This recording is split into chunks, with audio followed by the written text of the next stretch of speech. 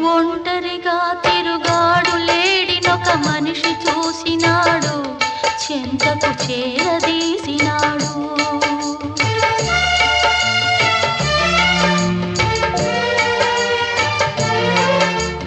అభమో శుభమో తెలియని లేడి అతనిని నమ్మింది, తన హృదయం పరిచింది.